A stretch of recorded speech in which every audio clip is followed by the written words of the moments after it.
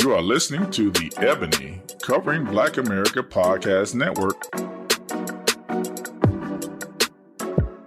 Hey, Holly Cotton here, host of Beyond Fit. And I'm super excited today because I have a special guest today named Dustin Marlin, who is actually the owner of Rare Breeds Gym here in Houston, Texas. Welcome, Marlin.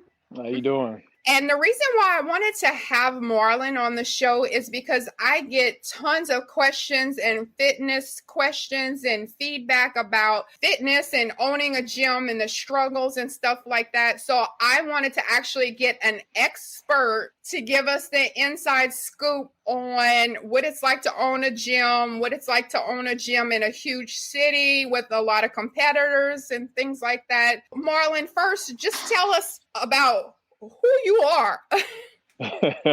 How y'all doing? I'm well, of course, Dustin. My last name is Marlin, but I always go by Marlin. But I just to get started, I started off in fitness. I always worked out, played sports, growing up, and I got into competitions, physique competitions. I did a couple shows just to kind of get a feel of what it's like, But I liked it. It's something I love to do. But then, of course, I had a little background on me. I worked for a company and I decided to start training, get my certification and start learning about just everything that has to do with fitness and learning how to actually train different clients, But, you got to learn everybody, body types are different. It's a challenge within itself. But I trained at a gym for a while. Actually, long story short, I won't go too much into detail, but I had a brother who had started training at a gym. So I started training with him. So over the years, we did that and just, we went our separate ways and I started to open up my gym.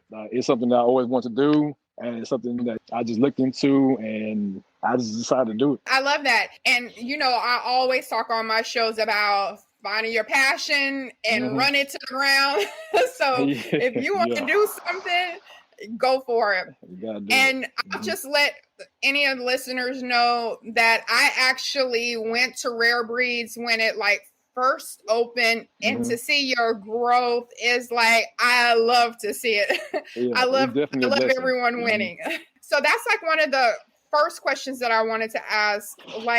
When you decided in your brain that I'm going to open a gym, what was the thought process first of how did you decide to start and what did you want to really focus on with your gym to kind of make it stand out from all the other gyms?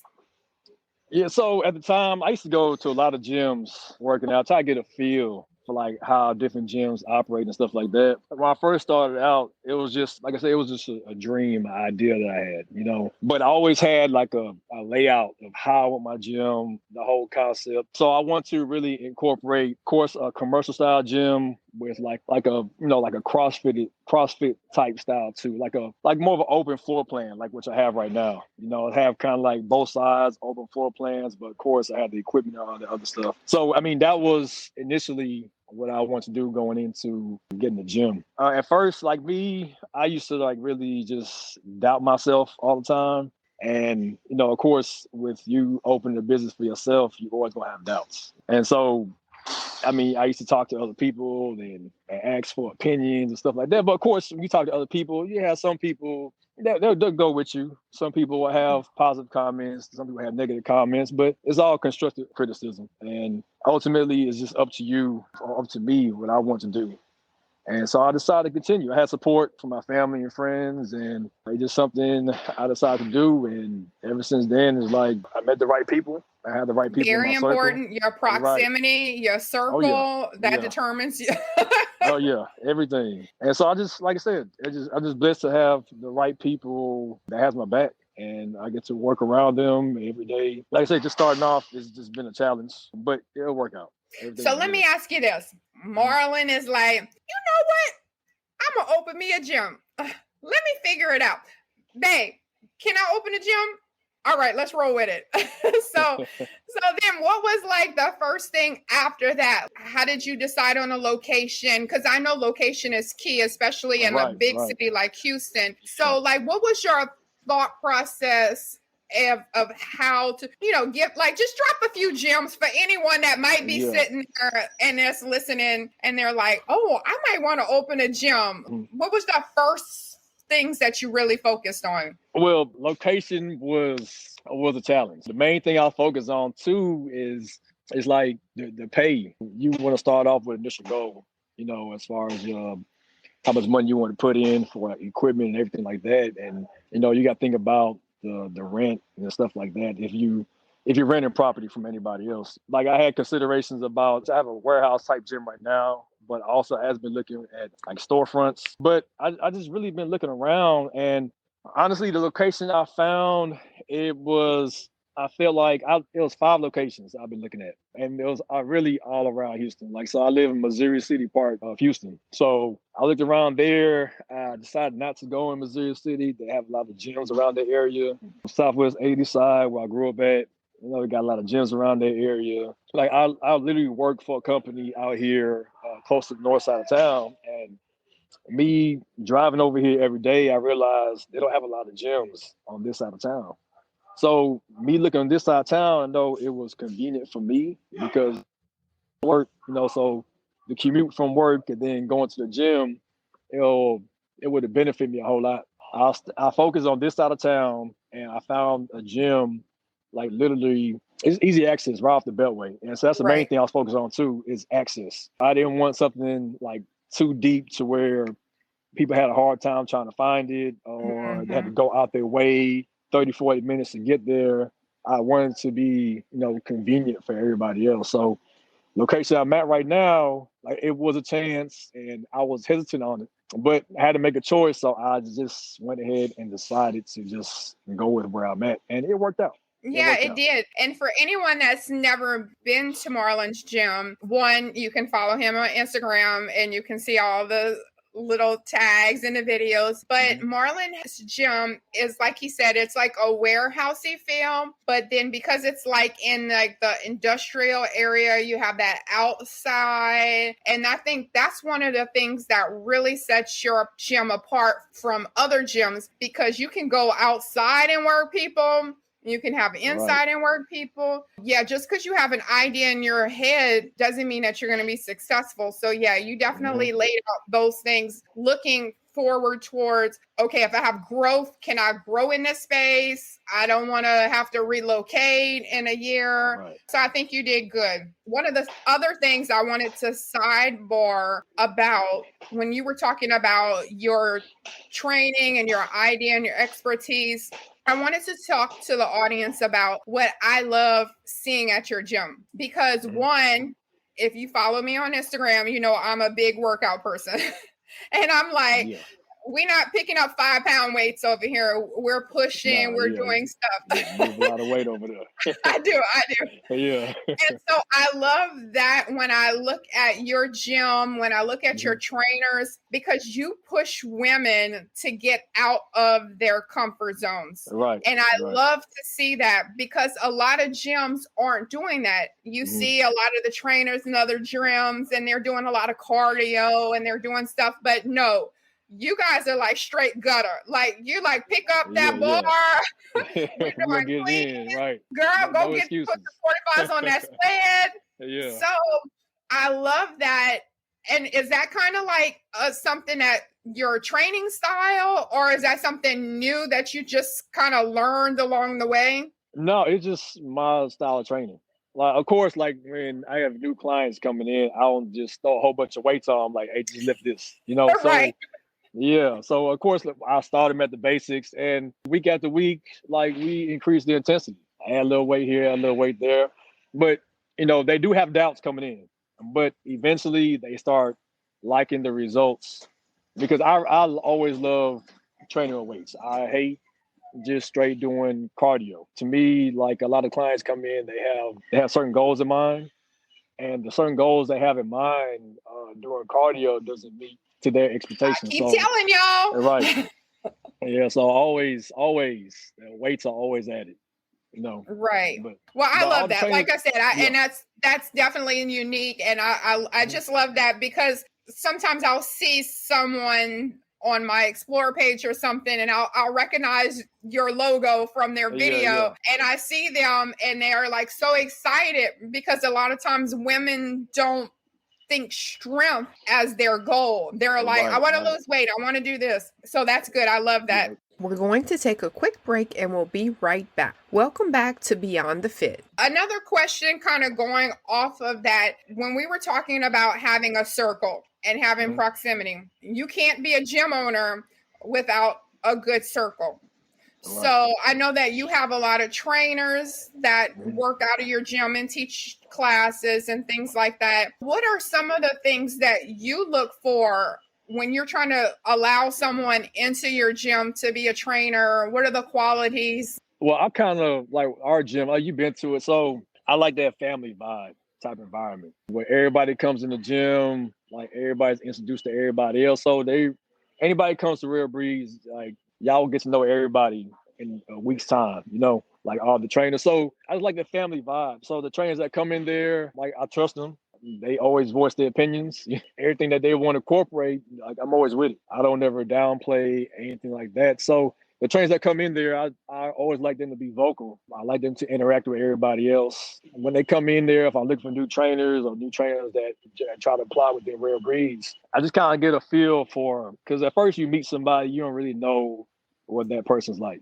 When they come to the gym, I kind of get a feel for how they interact with the different clientele, their own clientele, and the other trainers. So for someone that's like thinking about it, or just having a random question, or maybe it's a thought, can you just explain how important having the right trainers to the success of a gym is? Because like you said, you were somewhere, you didn't like the vibes, you didn't like it, you don't like the people. How important is having that right team? It is very important. Everybody has their own expertise in what they're doing. Like everybody is skilled some type of way. So all the trainers there, they bring something different to the table, and when they bring something different to the table, they challenge the other trainers. So everybody got up the game. A lot of trainers we have right now, it's always like they always have any kind of ideas, like different challenges for their clients, for other trainers, and for other clientele that comes within the gym.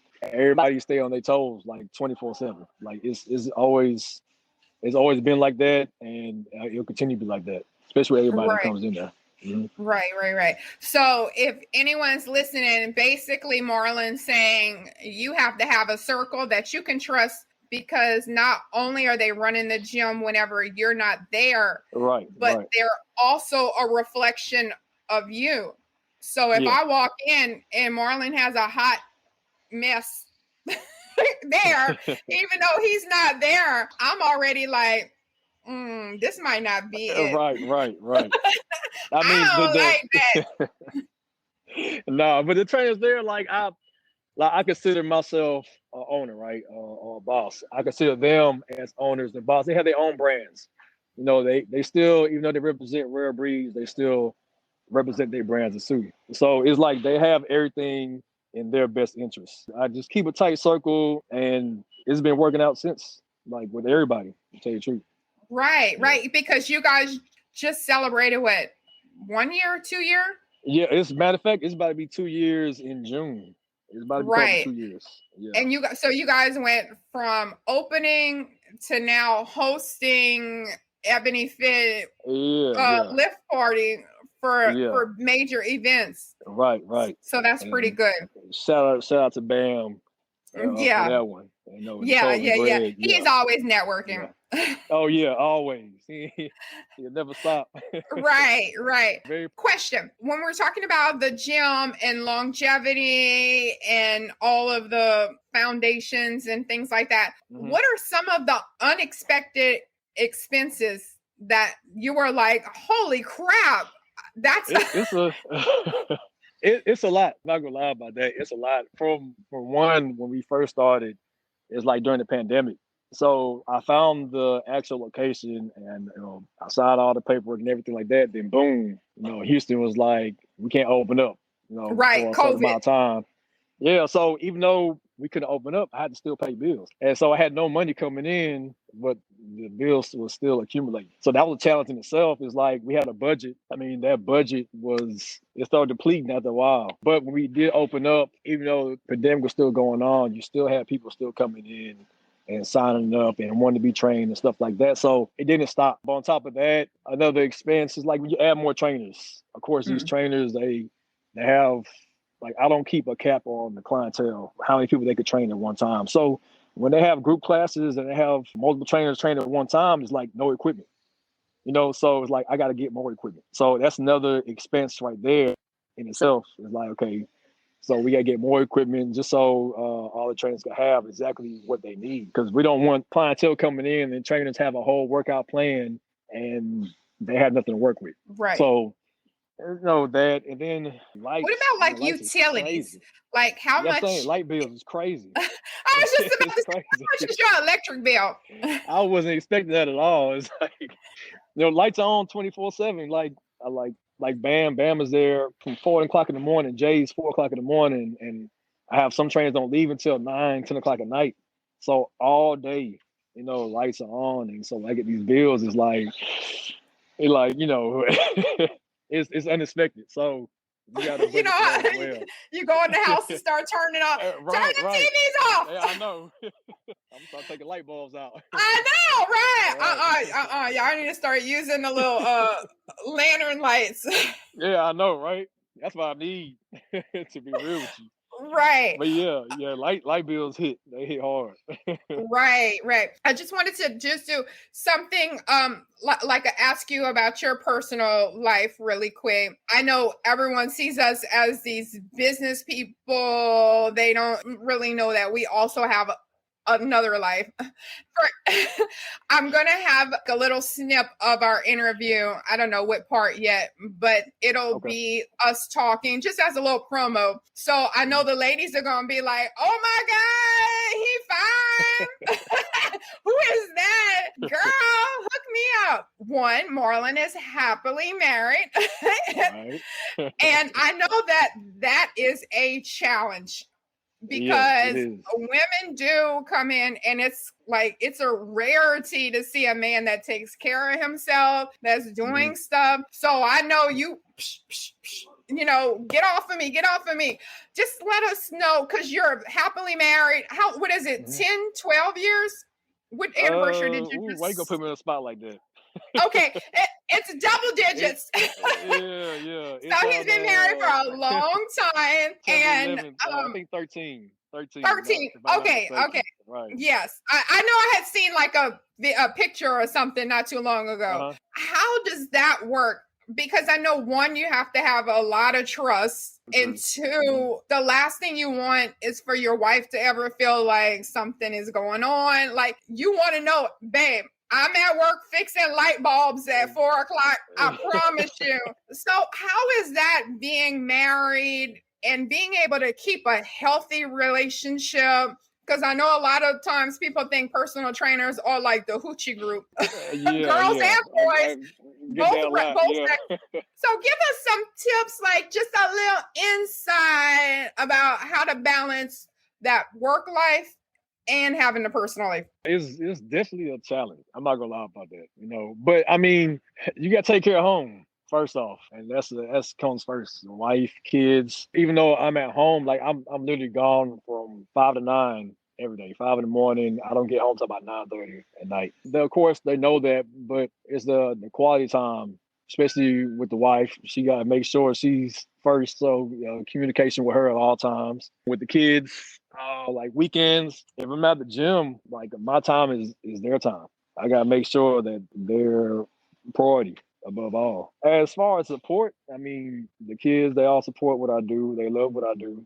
They love coming to the gym as well. My wife, same thing with her. She has her own business, so most times she's occupied with that. But she understands, outside from my job, outside from her job, it's home first. So and we have our ups and downs like everybody, but it ultimately it works out. Right. And I think that's a big thing.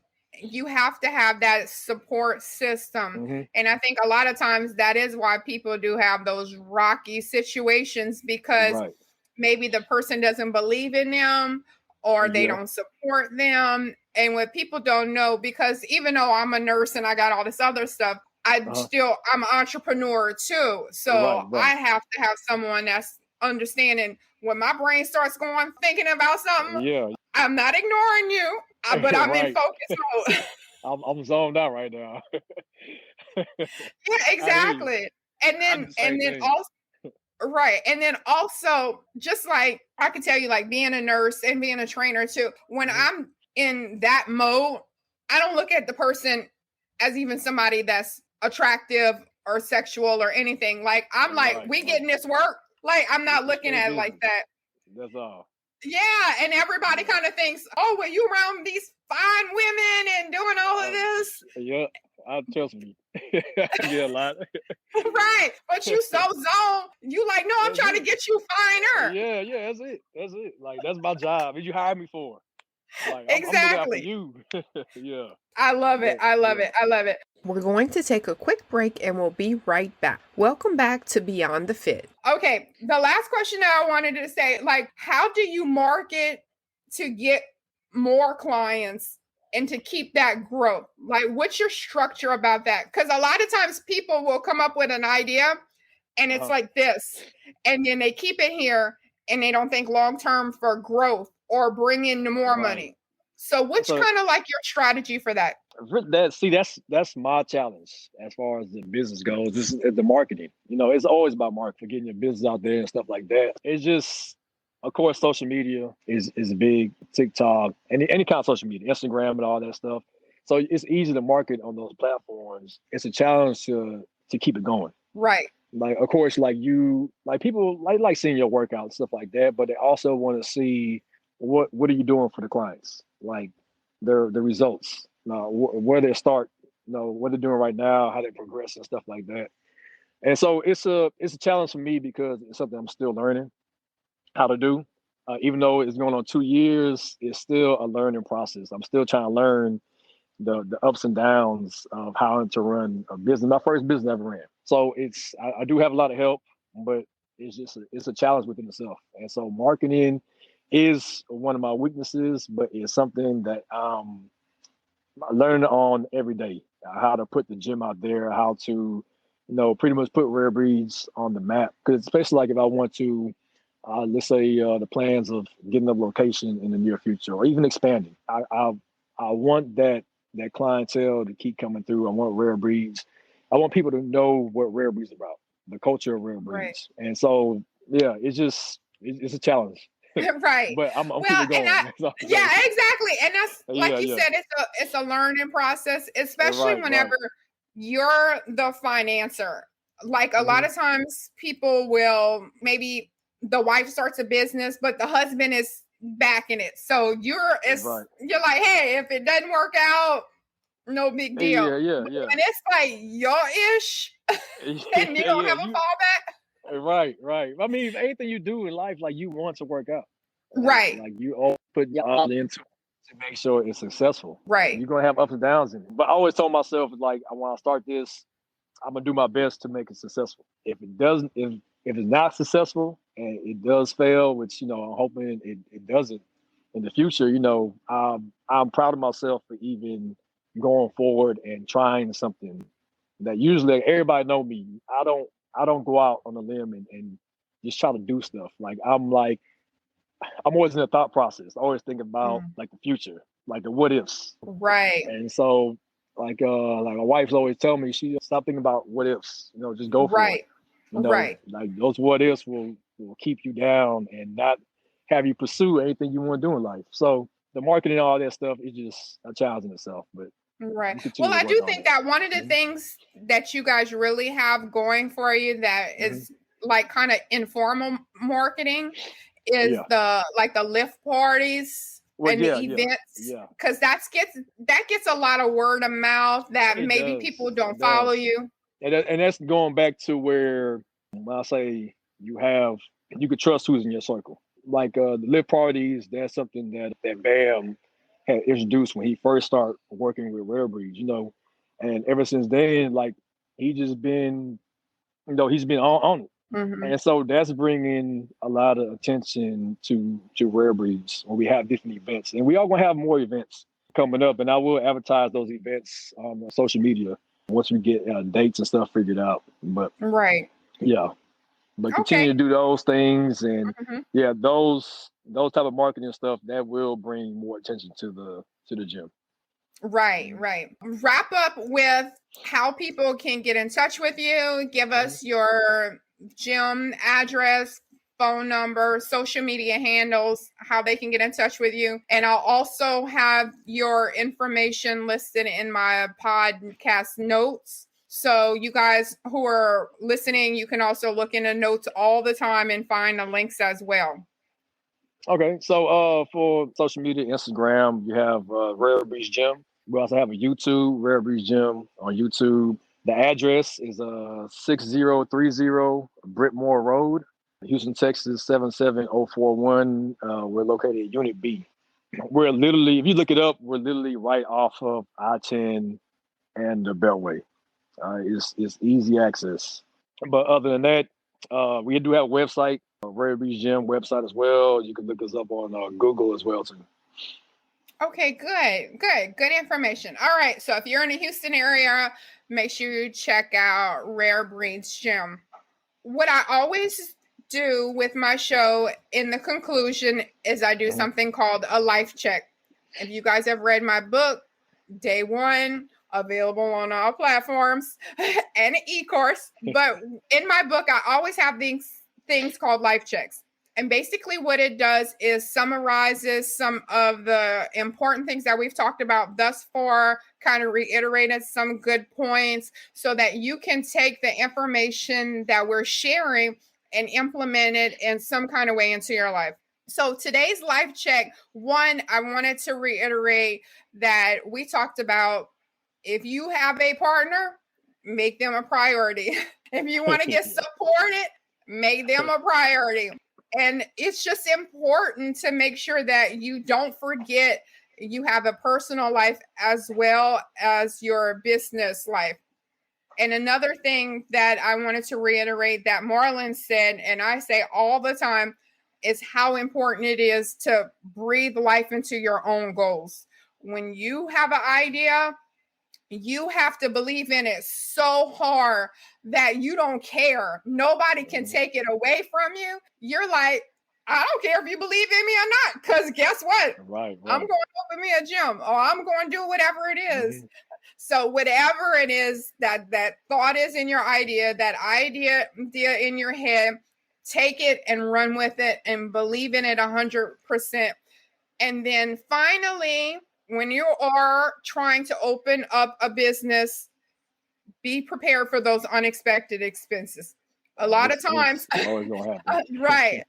A lot of times people get discouraged or they have failures on something that could be so great because they misconstrue their budget, they underestimate. So don't give up, just be a little bit more prepared and keep pushing as we all go beyond the fit.